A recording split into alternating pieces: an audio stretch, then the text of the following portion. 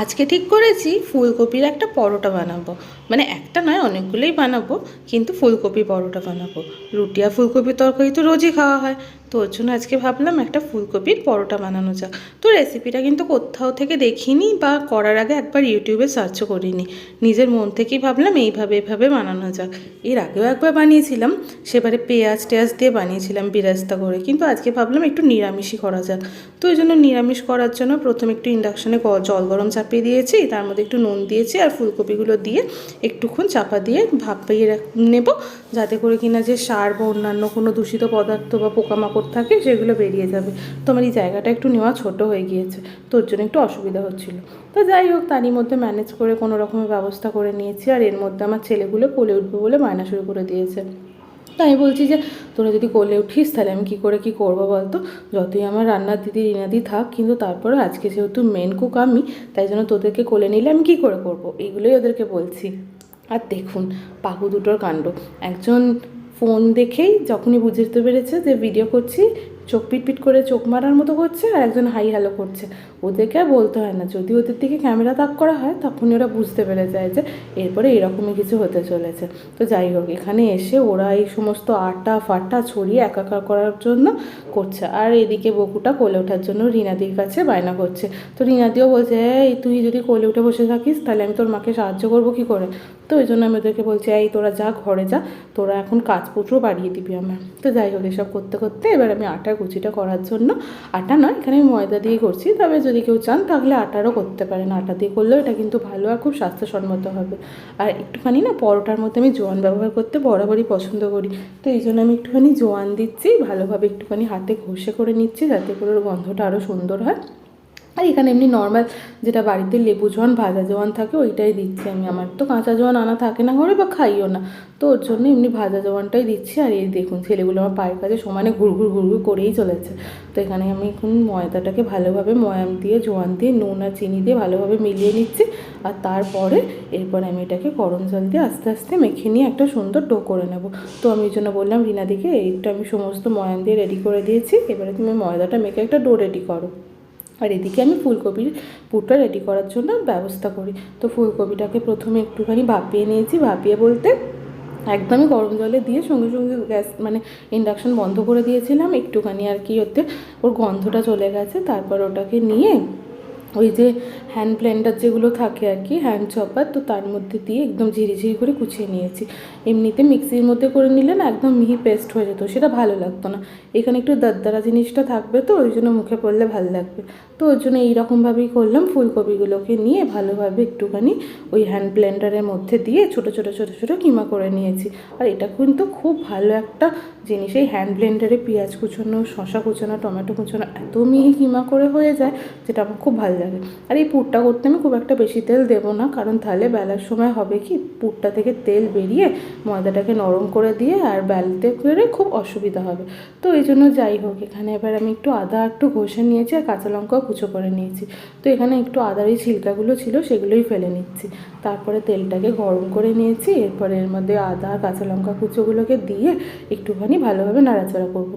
বেশিক্ষণ ভাজবো না, কারণ আদা তো বলে নাকি বেশি ভাজলে তেতো হয়ে যায়, তো ওই জন্য অল্প একটুক্ষণ নাড়াচাড়া করবো। তারপরে ফুলকপিটা দিয়ে ভালো করে সময় নিয়ে নিয়ে ভাজবো।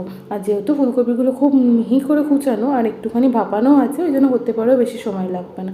তো এরপরে আমি ফুলকপিটা দিয়ে দিচ্ছি, এরপরে পরিমাণ মতো নুন দেবো, মিষ্টি দেবো, ঝাল দেবো, আর তার সাথে সাথে কিছু মশলাও দেবো। কিন্তু আজকে আমি সেরকম কিছু মশলা দিচ্ছি না বা পেঁয়াজ দিচ্ছি না, তো ওই জন্য একটুখানি চাট মশলা, একটু গরম মশলা, একটু কাসুরি মেথি আর ধনেপাতা এগুলো দিয়েই বানাচ্ছি। তো আপনারা যদি চান এখানে অন্য কোনো যেহেতু ঘরোয়া মশলা ভাজা মশলা সেগুলো ব্যবহার করতে পারেন, কিন্তু আজকে আমি এগুলো কিছু করছি না। আর যেহেতু একটুখানি পরোটার যে কোনো জিনিসে একটুখানি চাটপাটা টেস্ট আনলে ভালো লাগে, তো ওই জন্য কিন্তু চাট মশলাটা বা আমচুর পাউডার যদি যেটা আপনাদের ঘরে থাকে সেটা একটু ব্যবহার করার চেষ্টা করবেন। আর হ্যাঁ, আমি অল্প চিনিও দিয়ে নিয়েছি, কারণ একটু মিষ্টি না হলে ভালো লাগতো না। এই দেখুন এখানে আমি চাট মশলা দিয়েছি, গরম মশলা দিয়েছি আর একটু গোলমরিচ গুঁড়ো দিয়ে উপর থেকে রেখে দিয়েছি। এরপরে ভালোভাবে মিশিয়ে নেব। আর তারপরে ধনেপাতা কুচি আর কাসুরি মেথি এগুলোকে দিয়ে ভালোভাবে এবারে নাড়াচাড়া করে নেবো। এখন কিন্তু ফুলকপিটা দেখতে সাদা হলেও যেহেতু আমি আজকে হলুদ ব্যবহার করিনি তো ওর জন্য এরকম দেখতে লাগছে, কিন্তু ফুলকপিগুলো দাঁতে কেটে দেখছি সুন্দর একদম ভাজা ভাজা মতো হয়ে গিয়েছে। আমি খুব কালো বা খুব লাল করে ভাজিনি, যেরকমভাবে ভাজলে আর কি মানে সুন্দর থাকবে ফুলকপিটা সেই রকমভাবেই করেছি। আর তারপরে একটুখানি কাসুরি মেথি উপর থেকে অল্প করে ছড়িয়ে নিচ্ছি যাতে করে কিনা গন্ধটা বেশ ভালো আসবে। এরপরে কি করা, এরপরে তো সব কিছু ভালোভাবে একদম নাড়াচাড়া করে নিয়ে পুরটা রেডি করে নিতে হবে।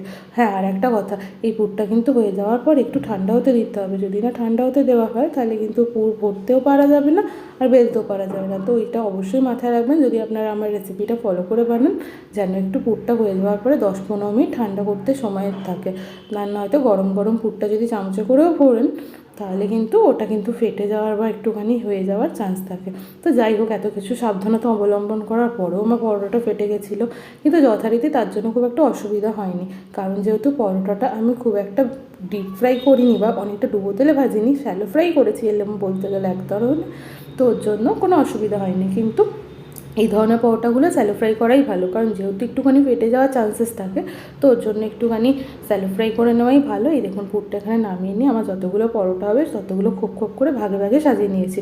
তাতে করে কি হবে বলুন তো, প্রত্যেকটা লেচির মধ্যে পুরের পরিমাণটা সমান হবে। কিন্তু এইটা করতে করতে আমি একটা জিনিস উপলব্ধ করলাম যে এই লেচির পরিমাণটা আমার আরেকটুখানি বড় করা উচিত ছিল, পুরটা অনেক বেশি বেশি হয়ে গেছে। তো ওর জন্য কী হচ্ছিলো, বেলার সময় একটু অসুবিধা হচ্ছিলো আর একটু ফেটে ফেটে যাচ্ছিলো। কিন্তু আগেই বললাম আমি, যেহেতু আমি ওটাকে কী করেছিলাম বলুন তো, ওই কম তেলে ভেজেছিলাম, তার জন্য বিশেষ কিছু অসুবিধা হয়নি। তো এখানে আমি এগুলো বেলে নিচ্ছিলাম, বেলে না পুর ভরে নিচ্ছিলাম, আর রিনাদিকে বলছিলাম তুমি এগুলো ওখানে ভাজতে থাকো আর বেলতে থাকো। তো তুমি কয়েকটা বেলে নাও, কারণ আমি তো অতটা পটু নই, তুমি অনেকটা এক্সপার্ট আছো, তো তুমি একটু কয়েকটা বেলে নিয়ে তারপরে ভাজতে থাকো, তারপরে আমি আস্তে আস্তে তোমার কাছে হাতের কাছে এগিয়ে দিতে থাকবো। ও বললো ঠিক আছে তাই। এই দেখুন যেটা বলছিলাম আপনাদের, এখানে পুরটা একটু বেশি হয়ে যাওয়ার জন্য ময়দার লেচিটার মধ্যে পুরটা কিন্তু যখন বেলতে যাচ্ছিলাম তখন কিন্তু একটুখানি বেরিয়ে বেরিয়ে চলে আসছিলো। তো এর জন্য অসুবিধা কিছু হয়নি, যদিও সেহেতু কেন কি আমি এটা ময়দা দিয়ে বেলছিলাম, আর তেল দিয়ে তো আমি লুচি পাউটা একদমই বেলতে পারি না, তাহলে তো বাড়তেই যায় না। আটার জিনিস যেরকম বেলা খুব সোজা, কিন্তু ময়দার জিনিস না বেলা একটু সহজ টাফ আছে, যেহেতু অনেকটা ইলাস্টিসিটি থাকে ময়দার মধ্যে বেশি আটার তুলনায়, তাই জন্য এটা চট করে বাড়তে চায় না। তো যাই হোক, এখানে আমি লেচিগুলো করে হাত দিয়ে গোল গোল করে চিপে চিপে এরকমভাবে রেডি করে নিচ্ছিলাম। আর তারপরে রিনার দিকে বলছিলাম তুমি বেলো। আমি প্রথমে একটা বেলার ট্রাই করেছিলাম, কিন্তু তারপরে দেখলাম এত বিচ্ছিরি হচ্ছে, তাই জন্য আমি আর রিস্ক নিইনি। ওকে বললাম তুমি বেলো বাবা, আমি আর এখানে কিছু করবো না। তো তখন ও বললো ঠিক আছে ঠিক আছে, তুমি যেটা পারবে তুমি তাহলে সেই কাজটা করি, আমাকে হেল্প করো। তো এটা কিন্তু আপনারা মাথায় রাখবেন, একটুখানি ওই লেচির সাইজটা বড় করবেন। আর একটা কথা জানেন তো, যখন এই পরোটাগুলো বানাবেন, যদি আপনাদের পেঁয়াজ রসুনে না কোনো অসুবিধা থাকে, রসুনটা না ব্যবহার করলেও চলবে, কিন্তু এই পেঁয়াজটার মধ্যে যদি বেরেস্তা করে দিতে পারেন তাহলে কিন্তু পরোটাটা আরও দারুণ খেতে হয়। পেঁয়াজটা কীভাবে দেবেন বলুন তো, সেটা আমি আপনাদের বলে দিচ্ছি। পেঁয়াজটাকে একদম বেরেস্তা করে তুলে রেখে দেবেন, আদা বা কাঁচা লঙ্কার সাথে ভাজবেন না। তারপর আদা কাঁচা লঙ্কা মশলা টশলা দিয়ে যখন ফুলকপিটাকে নাড়িয়ে নেবেন, নামানোর সময় যখন ধনেপাতা কুচো বা কাসুরি মেথি দেবেন তখন এই বেরেস্তাটা দিয়ে নেবেন। তাহলে পরে কি হবে, দারুণ একটা গন্ধ তো আসবে পেঁয়াজের, তার সাথে একটা মিষ্টি মিষ্টি ব্যাপারও আসবে। যদি আমি আজকে অল্প চিনি ব্যবহার করেছি, কিন্তু ওইভাবে করলেও ওটা দারুণ খেতে হয়। আজকে আমি নিরামিষ করে করেছি, তাই জন্য আর আমি কিছু পেঁয়াজ রসুন ব্যবহার করিনি। তো এই দেখুন পরোটাটা আমি এখানে নিয়ে নিয়েছি পাতের মধ্যে, আর এই যে গায়ে কাছে কালো কালোগুলো লেগে আছে, এগুলো কিছুই নয়, ফুলকপিগুলো কয়েকটা ওই পুর থেকে বেরিয়ে না ওই তেলের মধ্যে গিয়ে পুড়ে গিয়েছে, তাই জন্য এরকম কালো কালো দেখতে লাগছিলো। কিন্তু এটা খেতে ব্যাপক হয়েছিল।